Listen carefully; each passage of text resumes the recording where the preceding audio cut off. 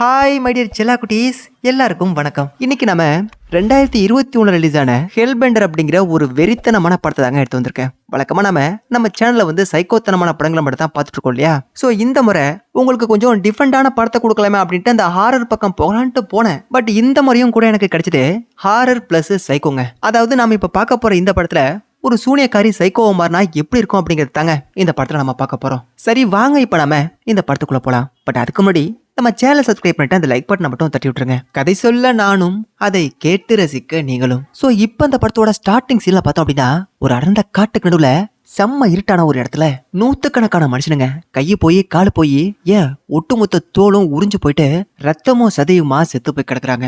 இவ்வளவு கொடூரமா செத்து போய் கிடக்கிறத பார்த்துட்டு நான் கூட ஸ்டார்டிங்ல என்ன நினைச்சேன் அப்படின்னா ஏதாவது மிகப்பெரிய ஆக்சிடென்ட் ஆயிருக்கும் போல, அதனாலதான் இவங்களோட உடம்பெல்லாம் இப்படி செதஞ்சு போய் கிடக்குன்னு. ஆனா அந்த மாதிரி எல்லாம் நடக்கலங்க. இவங்க எல்லாரையும் ஒரே ஒரு கிழவி மட்டும் தான் கொண்டு இருக்கு. அதுவும் எப்படி தெரியுமா?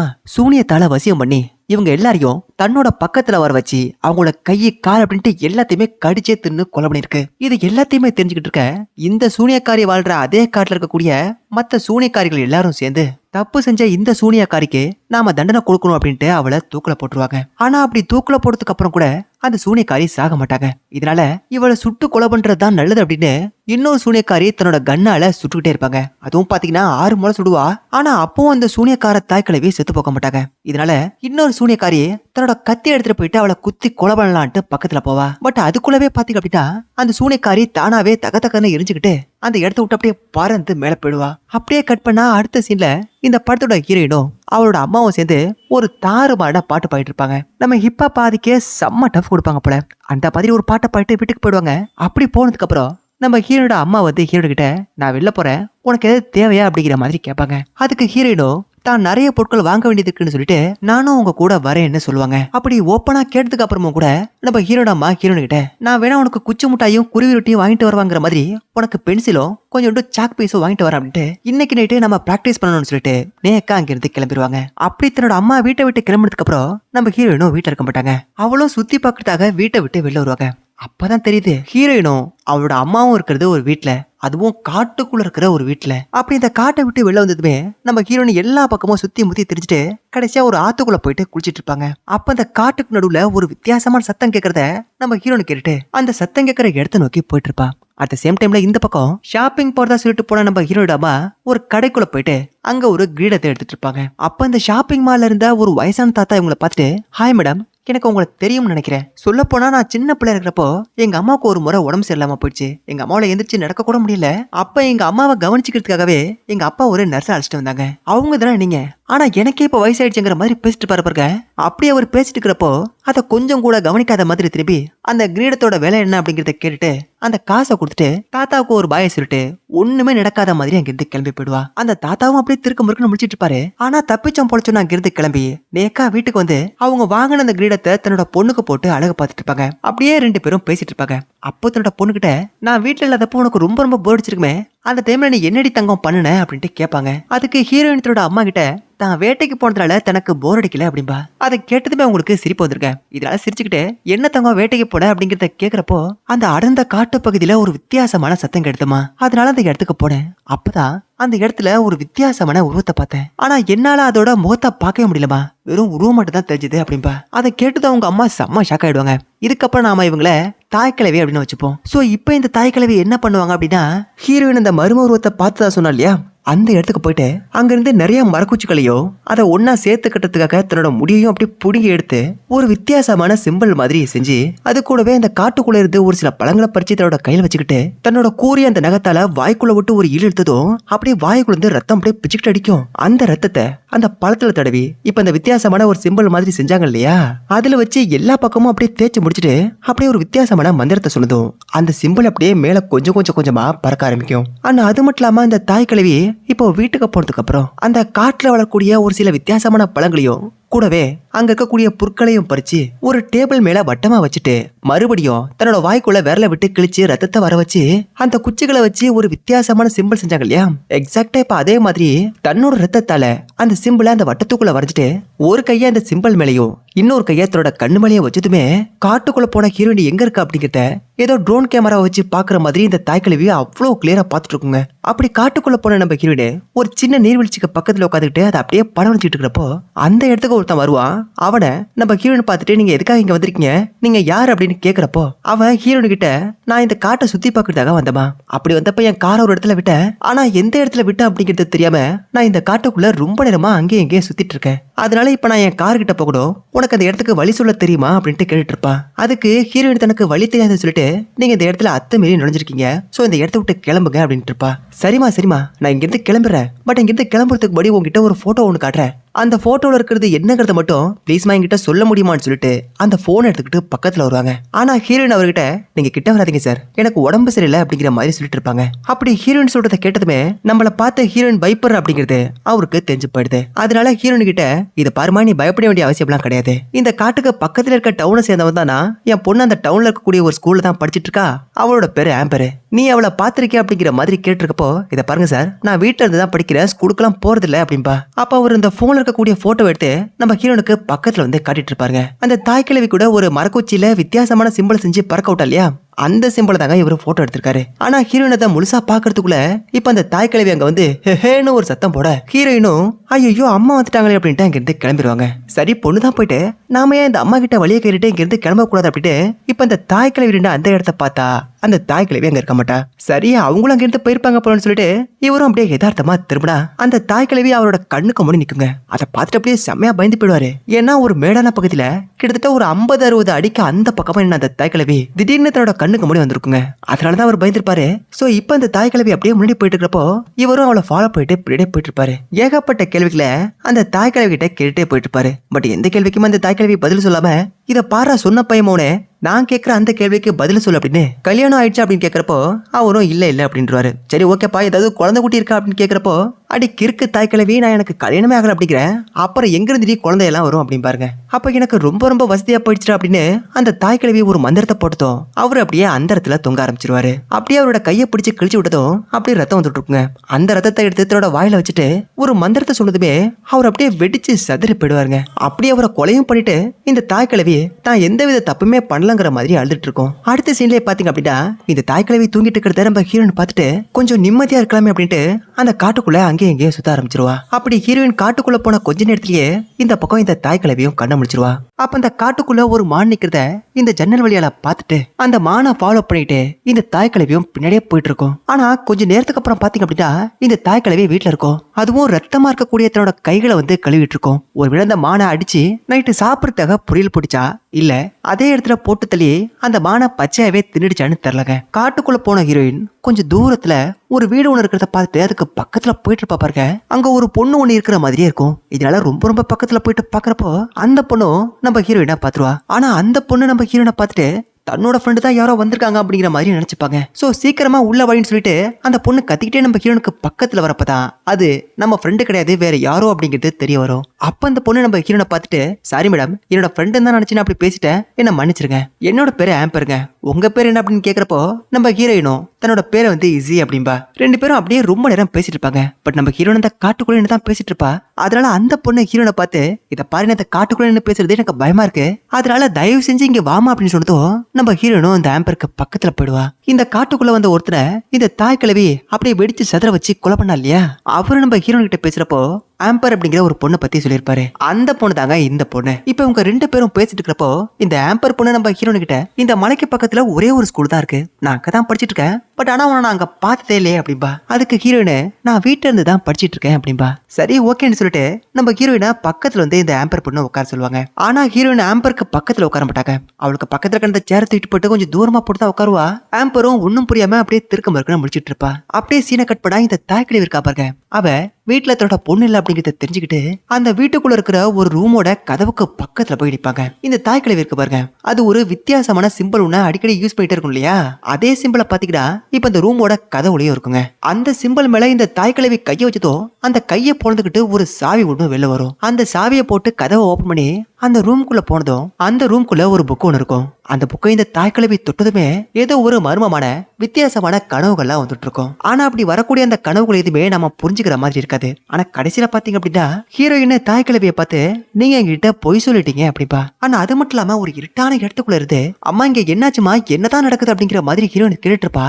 அப்போ ஒரு கொடூரமான கை ஒண்ணு நம்ம ஹீரோட வாயை பொத்தி அப்படியே அந்த இருட்டுக்குள்ள இழுத்துட்டு போயிடும். இப்ப அப்படியே இந்த பக்கம் பாத்தீங்க அப்படின்னா நம்ம ஹீரோனும் அந்த ஆம்பரும் அந்த ஸ்விம்மிங் பூல்ல குளிச்சிட்டு இருப்பாங்க. அப்ப அந்த ஆம்பர் பொண்ணோட தலைக்கு போற அந்த கிளிப் எல்லாம் வந்து ஒரு ஓரமா இருக்குங்க. அதே எல்லாத்தையும் நம்ம ஹீரோயின் எடுத்து ஒளி வச்சுப்பா. அது ஏன் அப்படிங்கிறது தெரியல. அப்ப அந்த ஆம்பர் பொண்ணு ஹீரோயின் கிட்ட இன்னைக்கு நைட்டு நான் பேபி சிட்டரா போகணும், சோ எனக்கு டைம் ஆயிடுச்சு, நான் இங்க எடுத்து கிளம்புறேன் அப்படிம்பாங்க. அப்போ ஹீரோயின் அவகிட்ட நீ இவ்வளவு பெரிய வீட்டுல எடுத்துக்கிட்டு எதுக்காக பேபி சிட்டர் வேலைக்கெல்லாம் போற அப்படின்பா. அப்ப அந்த ஆம்பர் பொண்ணு சிரிச்சுக்கிட்டே நம்ம ஹீரோனை பார்த்துட்டு இத பாருமா, இது ஒண்ணு என்னோட வீடு எல்லாம் கிடையாது, இந்த வீட்டோட ஓனர் எப்பயாதான் இங்க வருவான், அதனால அப்பப்ப நான் ரிலாக்ஸ் பண்ணிட்டு இங்க வந்துட்டு போவேன், என்னோட வீடு வந்து டவுன்ல இருக்குதுப்பா, ஆனா அங்க யாருமே இருக்க முடியாது, ரொம்ப ரொம்ப மோசமா இருக்கும், அதனாலே நான் அடிக்கடி இங்க வந்துடுவேன், சரி ஓகே எனக்கு இப்ப டைம் ஆயிடுச்சு நான் கிளம்புறேன் அப்படின்னு சொல்லிட்டு இப்ப அந்த ஆம்பர் பொண்ணு அங்க இருந்து கிளம்பிடுவா. அப்படியே சீனை கட் பண்ணா நம்ம ஹீரோயினும் அந்த தாய்க்கிழவியும் சேர்ந்து இந்த மியூசிக் பேண்ட் இருக்கு பாருங்க அதை வந்து வாச்சிட்டு இருப்பாங்க. அப்போ ஹீரோயின் தாய்க்கிழவியை பார்த்து நம்ம ரெண்டு பேரும் மியூசிக்கும் சரி பாட்டும் சரி ரொம்ப ரொம்ப நல்லா தான் பண்றோம், ஆனா நாம ஏன் இதெல்லாம் மக்களுக்கு மத்தியில பண்ணாம இந்த பாழடைஞ்ச வீட்டுக்குள்ள 4 செவுத்துக்குள்ள நடுவுல பண்ணிட்டு இருக்கோம், நமக்குன்னு ஒரு 4 ஃப்ரெண்ட்ஸ் ஆகுது வேண்டாமாமா அப்படிம்பாங்க. அதுக்கு அந்த தாய்க்கிழவி மூஞ்சி அப்படியே உருன்னு வச்சுக்கிட்டு இத பாரு, நம்ம வாழ்க்கையில நம்ம 2 பேருக்கு நடுவுல வேற யாரும் வர முடியாது, கடைசி வரைக்கும் உனக்கு நான் தான் எனக்கு நீ தான் அப்படின்னு சொல்லிடுவாங்க. அப்படியே சீனை கட் பண்ணா அடுத்த நாள் காலையில இந்த ஆம்பர் பொண்ணை பாக்குறதுக்காக நம்ம ஹீரோயின் போவாங்க. ஆனா இந்த முறை பாத்தீங்கன்னா ஆம்பர் தனியா வராம கூட இன்னொரு பொண்ணையும் பையனையும் கூட்டிட்டு வந்திருப்பா. சோ இந்த 4 பேருமா உட்காந்து அப்படியே பேசி ஜாலியா சிரிச்சிட்டு இருக்கிறப்போ இந்த கூட்டத்துல ஒரு பையன் இருக்கான்னு சொன்ன பாத்தீங்களா, அந்த பையன் சும்மா இருக்க முடியாம நாம 4 பேருமா சேர்ந்து இப்ப சரக்கு அடிக்க போறோம், பட் நார்மலா செய்யாம நாம சரக்கு அடிக்க போற 4 கப்ல இந்த புழுவை எடுத்து ஒரு கப்ல போட்டுருவேன், இந்த கப்பை அப்படியே சஃபிள் பண்ணி ஆளுக்கு ஒரு கப்பா எடுப்போம், அப்படி எடுக்கிறப்போ இந்த புழு இருக்கிற கப்பு யாருக்கு இருக்கோ அவங்க அதை கீழே கொட்டிடாம குடிக்கணும் அப்படிம்பாங்க. என்னடா இது இவ்வளவு கேவலமான ஒரு கேமா அப்படின்னு நாம நினைச்சிட்டு இருக்கும்போது அந்த வீணா போன விளங்காத பையன் சொன்ன அந்த கேமு அந்த 3 பொண்ணுகளுக்கும் பிடிச்சு போயிடுதுங்க. இதனால இந்த கப்பை சஃபிள் பண்ணி ஆளுக்கு ஒரு கப்பா எடுத்துட்டு இருப்பாங்க. அதுல பாத்தீங்கன்னா அந்த புழு வந்து நம்ம ஹீரோனுக்கு தாங்க போகும். ஆனா ஹீரோயின் தான் ஒரு வெஜிடேரியன் அப்படின்னு சொல்லி இதை எப்படியாவது குடிக்காம இருக்கலாம் அப்படின்ட்டு ட்ரை பண்ணுவா. ஆனா அந்த செத்த பையமாவும் விட மாட்டாங்க, இதை குடிச்சுதாக்கணும், கேமோட ரூல்ஸ் சொன்னப்போ ஓகேன்னு சொன்னீல, அப்புறம் ஏன் இப்ப இப்படி சொல்ற, சொல்ல போனா நான் கூட ஒரு வெஜிடேரியன் தான், ஆனா வீட்டுக்குள்ள இருக்கும்போது மட்டும், அதனால பயப்படாம நீ குடிக்கலாம்னு சொன்னதும் நம்ம ஹீரோனுக்கும் வேற வழி இல்லாம அந்த புழுக்க கூடிய ட்ரிங்க் எடுத்து அப்படியே குடிச்சிருவாங்க. அப்படியே அதை குடிச்சிட்டு ஒரு 2-3 நிமிஷத்துக்கு அப்படியே கக்கப்புக்கான்னு சிரிச்சிட்டு இருப்பா. ஆனா ஒரு 2-3 நிமிஷத்துக்கு அப்புறம் அவளுக்கு என்ன ஆகுது அப்படிங்கிறது அவளுக்கே தெரியாதுங்க. திடீர்னு என்ட மலையாள அம்மேன்னு சத்தம் போட்டு கத்த இந்த 3 பேருக்கும் ஹீரோனுக்கு என்ன ஆச்சு அப்படிங்கிறது தெரியாம அப்படியே திருக்க பொறுக்குன்னு முடிச்சிட்டு இருப்பானுங்க. அப்போ பாத்தீங்கன்னா ரொம்ப நாளா வராம இருந்த இந்த வீட்டோட ஓனர் வந்திருப்பான் போலங்க. அவன் நம்ம ஹீரோனு போட்ட சத்தத்தை கேட்டுட்டு அப்படி சத்தம் போட்டு கத்திக்கிட்டே ஓடி வர 4 பேரும் அப்படியே துண்டை காணும் துணியை காணுன்னு அந்த இடத்த விட்டு பிச்சுக்கிட்டு ஓடிட்டு இருப்பாங்க. அப்படி ஓடுறப்ப நம்ம ஹீரோனும் அந்த ஆம்பர் பொண்ணு மட்டும் தனியா ஓடி இருப்பாங்க. ரொம்ப தூரம் ஓடி போயிட்டு ரொம்ப அடர்ந்த காட்டு கடவுள் நின்னுக்கிட்டு நல்ல வேடா நம்ம தப்பிச்சோம், தன்னோட சப்ஸ்கிரைபர்ஸ்க்கு இந்த கதையை சொல்லிட்டு இருக்க அந்த வாய்ஸ் ஆப் டிடி அப்படிங்கிறவன் நாம துண்டை காணும் துணியை காணும்னு ஓடிட்டு இருக்கிறதா சொல்லியிருக்கான். அந்த பையன் சொன்னது உண்மையதான் இருக்கும் போல, ஏன் நீ உன்னோட ட்ரெஸ் எல்லாம் அங்க போட்டுட்டு ஏன் ஷூவை கூட போட்டு ஓடி வந்திருக்க, எனக்கு உன்னை நினைச்சா ரொம்ப ரொம்ப சிரிப்பா இருக்கு அப்படிங்கிற மாதிரி சொல்லிட்டு இருப்பாங்க. அப்ப இந்த ஹீரோயின் திடீர்னு என்ன நினைச்சேன்னு தெரியல, இந்த ஆம்பர் பொண்ணுக்கு பக்கத்துல வந்து அவளை அப்படியே குறுன்னு பாத்துட்டுப்பா. அதை பார்த்ததுமே ஆம்பர் பொண்ணும் உனக்கு என்னாச்சு, ஏன்டி இப்படி நீ பேயறிஞ்ச மாதிரியே இருக்கு அப்படிங்கிற மாதிரி கேட்டுருப்பா பாருங்க. அப்ப ஹீரோயின் செம்ம வேகத்துல இந்த ஆம்பர் பொண்ணோட கழுத்தை ஒற்றே பிடிங்க, நான் கூட ஆம்பரை இதே இடத்துல அள்ளி வச்சு கொல்லி வச்சிருவான் தாங்க நினைச்சேன். ஆனா ஹீரோனோட கையை பிடிச்சி தட்டி விட்டு உனக்கு என்னாச்சு பைத்தியக்காரி, உன்னை என்னோட நல்ல ஃப்ரெண்டா நினைச்சதுக்கு நீ என்ன கொல்ல பாக்குறியா, இதுக்கப்புறம் நான் உங்ககிட்ட பேச மாட்டேன் அப்படின்னு பின்னங்கால போடியில அடிக்க தலதறிக்க ஆம்பர் அங்கிருந்து ஓடி போயிடுவா. பட் கொஞ்ச நேரம் போனதுக்கு அப்புறம் மறுபடியும் நம்ம ஹீரோயின் அந்த ஸ்விம்மிங் பூலுக்கு போயிட்டு அவன் விட்டுட்டு வந்த அந்த ட்ரெஸ்ஸையும் அந்த ஷூவையும் எடுத்துக்கிட்டு திரும்பவும் காட்டுக்குள்ள வந்துட்டு இருப்பா. அப்ப அந்த காட்டோட எல்லா பக்கத்துல இருந்தும் நம்ம ஹீரோனுக்கு விதவிதமான புது புது மந்திர வார்த்தைகள்லாம் கேட்டுட்டு இருக்கும். அவளும் அதை எல்லாத்தையும் கேட்டுட்டு அப்படியே தள்ளாடி தடி வந்துட்டு பாப்பாருங்க.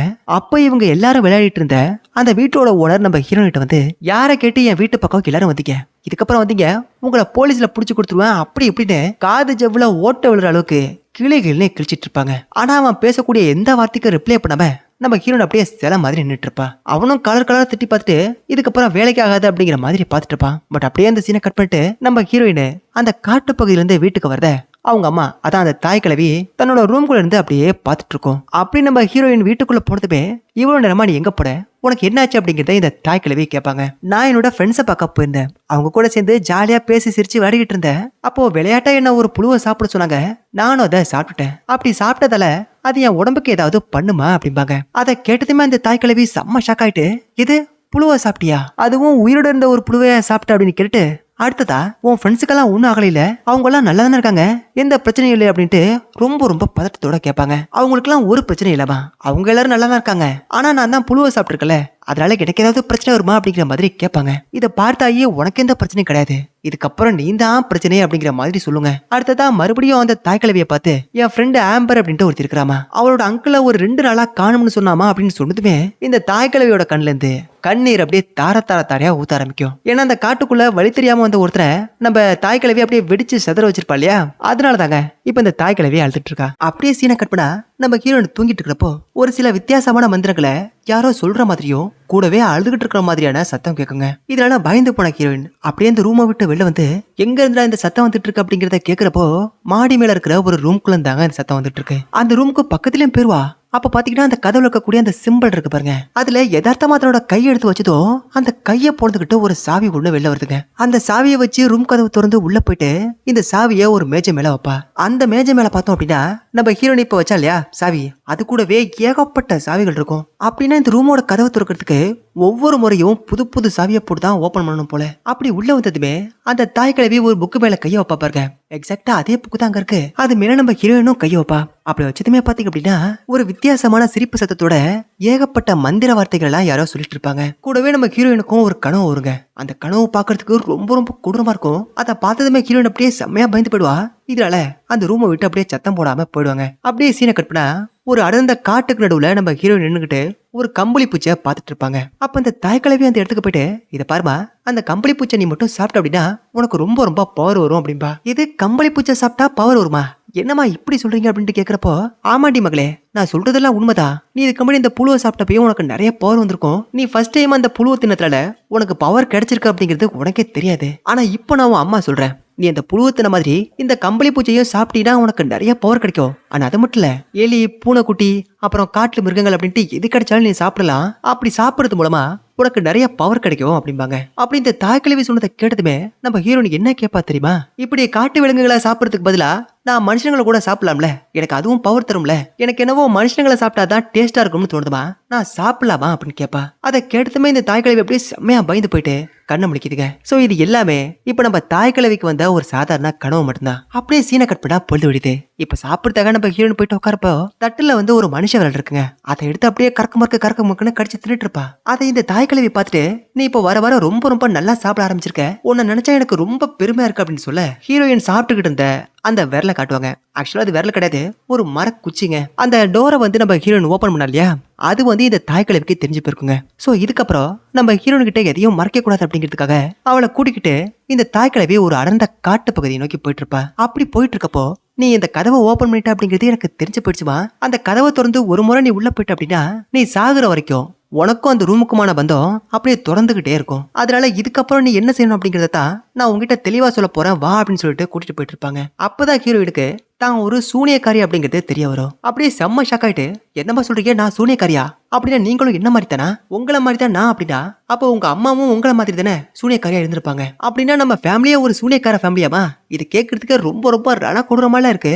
ஐயா எனக்கு செம்ம ஜாலியா இருக்கு தெரியுமா அப்படிங்கிற மாதிரி சொல்லிட்டு இருப்பா. சரிடி ரொம்ப சந்தோஷப்பட்டுக்காத, என் கூட வா அப்படின்னு அவளை கூட்டிட்டு போயிட்டு ஒரு கம்பளி பிச்சை எடுத்து அதை 2ஆ பிச்சு அந்த தாய் கிழவி தன்னோட வாயில போட்டுக்கிட்டு மறுபாதியா ஹீரோயின்ட்ட கொடுத்து, இது மொத்தமா சாகிறதுக்குள்ள சாப்பிட்டு முடிச்சிரு அப்படின்பா. ஹீரோயினும் அதை வாங்கி சாப்பிடுவாங்க. அப்படி சாப்பிட்டதுமே நம்ம ஹீரோனுக்கும் செம்மையா பவர் வரும். அந்த பவரை எப்படி யூஸ் பண்ணணும் அப்படிங்கறத நம்ம ஹீரோயின் கிட்ட காட்டணும் இல்லையா. சோ இந்த தாய் கிழவி அந்த ஹீரோட தனக்கு முன்னாடி உட்கார வச்சுட்டு ஒரு காஞ்சி போன மரக்குச்சி எடுத்து அதுல ஏதோ ஒரு மந்திரம் போடுத்தோம், அதுல வந்து ஒரு பூ வருங்க. அதுக்கப்புறம் அந்த குச்சியை அப்படியே அந்த இடத்துல பறக்க வச்சுட்டு, இப்போ உன்னோட டர்னு நீ பண்ணு அப்படிம்பாங்க. ஹீரோயினும் அதே மாதிரி ஒரு குச்சி எடுத்து மந்திரம் போட்டா அதுல வந்து பூ வராதுங்க.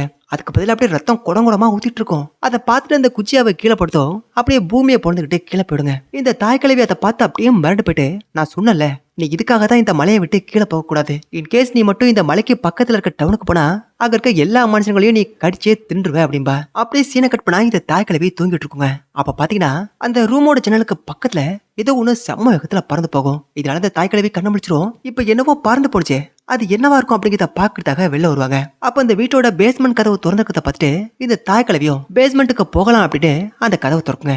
அப்பதான் நம்ம ஹீரோனும் கீழே நிப்பா. அவளை பார்த்ததுமே இந்த தாய் கிழவி, இத்தனை மணிக்கு நீ இங்க என்னடி பண்ற அப்படின்னு கேக்குறப்போ, நான் பெயிண்டிங் பண்ண போறேன், சோ பெயிண்ட் எடுக்கிறதாக இங்க வந்தேன் அப்படிம்பாங்க. ஆனா தாய் கிழவிக்கு ஹீரோயின் ஏதோ பொய் சொல்ற மாதிரியே தோணி இருக்குங்க. அதனால அந்த மர்ம ரூமோட கதவை திறந்து உள்ள போயிட்டு அந்த புக்கு மேல கைய வச்சு பாப்பா. அப்போ மறுபடியும் இந்த தாய் கிழவி அந்த சூனியக்காரியோட உலகத்துக்கு போயிடுங்க. அங்க நம்ம ஹீரோயின் மொத்தமா ஒரு கருப்பு கலர் ட்ரெஸ் போட்டுக்கிட்டு அப்படியே தனியா நின்று இருப்பா. ஆனா கொஞ்ச நேரத்திலேயே அப்படியே காத்தோட காத்தா கரைஞ்சு போயிடுவாங்க. அப்படியே இந்த ரூமை விட்டு வெளில போன தாய் கிழவி நம்ம ஹீரோயின் கிட்ட போயிட்டு, போன வருஷம் நீ ஆம்பர் அப்படிங்கிற ஒரு பொண்ணை பத்தி பேசிட்டு இருந்தீல, அந்த பொண்ணுகிட்ட இன்னும் நீ ஃப்ரெண்டா இருக்கியா அப்படின்னு கேட்பாங்க. அதுக்கு ஹீரோயின், நான் ஆம்பர் கூட பேசுறது இல்லை அப்படின்னு சொல்ல போனா அவளை பார்த்தே ரொம்ப மாசம் ஆகுது அப்படிங்கிற மாதிரி சொல்லுவாங்க. அப்படி இருக்கிறதாண்டா உனக்கு நல்லது. இதுக்கப்புறம் ஆம்பர் இல்ல வேற யாரு கூடயும் நீ ஃப்ரெண்டா இருக்காத. இன்கேஸ் உனக்குன்னு யாராவது ஃப்ரெண்ட்ஸ் இருந்தாங்க அப்படின்னா கண்டிப்பா உங்களுக்கு மிகப்பெரிய ஆபத்து ஏற்பட வாய்ப்பு இருக்குது. அதனால தான் சொல்றேன், இதுக்கப்புறம் உனக்குனா எனக்கு நீ அப்படிம்பாங்க. ஹீரோயினும் அதுக்கு சரிங்கிற மாதிரி தலையிட்டுவாங்க. அடுத்த சீன்ல பாத்தீங்க அப்படின்னா, நான் டவுனுக்கு போறேன், நீயும் என் கூட வரியா அப்படின்ட்டு தாய் கிழவி கேக்குறப்போ, இல்லம்மா நீங்க போயிட்டு வாங்க, நான் வீட்டுல இருக்கேன் அப்படிங்கிற மாதிரி சொல்லுவாங்க.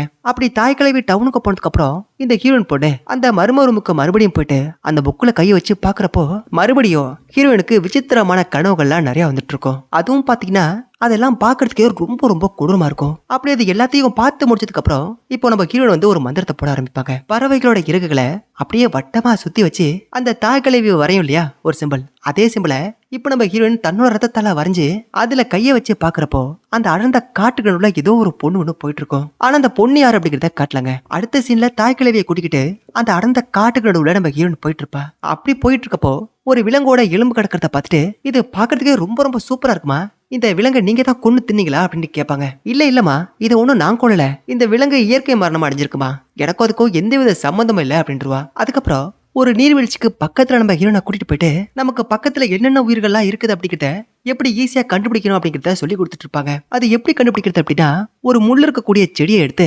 உள்ளங்கையில அந்த முள்ள வச்சு குத்தி ரத்தத்தை வர வச்சுட்டு அதுக்கு மேலேயே அந்த செடியையும் வச்சு ஒரு காலனை எடுத்து அந்த செடி மேல வச்சு அமுக்க சொல்லுவாங்க. அதுக்கப்புறம் அந்த மோந்து பார்க்க சொல்ல நம்ம ஹீரோயினும் அதே மாதிரி செஞ்சு மோந்து பாப்பா. ஃபர்ஸ்ட் டைம் பண்ணும் போது ஒரு காக்காவோட வாசம் வரும், அதுக்கப்புறம் ஒரு முயல், அப்புறம் எலி, அதுக்கப்புறம் கடைசியா ஒரு மனுஷனோட வாசம் வருது அப்படிங்கிற மாதிரி சொல்லிட்டே இருப்பா பாருங்க.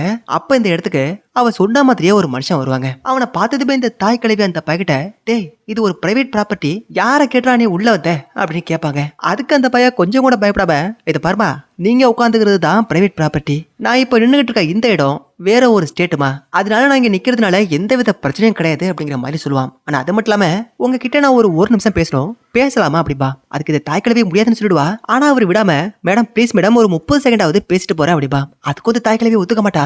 அப்பவும் அவர் அதை கேட்காம, ப்ளீஸ் மேடம் ஒரு 10 செகண்டாவது டைம் கொடுங்க, நான் ரொம்ப ரொம்ப வேகமா பேசுவேன், ப்ளீஸ் ப்ளீஸ்னு சொல்லிட்டு கீழே வந்து நம்ம ஹீரோனை பார்த்து, நான் கேட்கக்கூடிய கேள்விக்கு எதையுமே மறைக்காம என்கிட்ட உண்மையை மட்டும் சொல்லு அப்படின்பா. என்னடா என்ன பார்த்து கேட்கற, நான் என்னடா சொல்லணும் அப்படிங்கிற மாதிரி ஒரு செகண்ட் அப்படியே ஆடி போயிடுவா.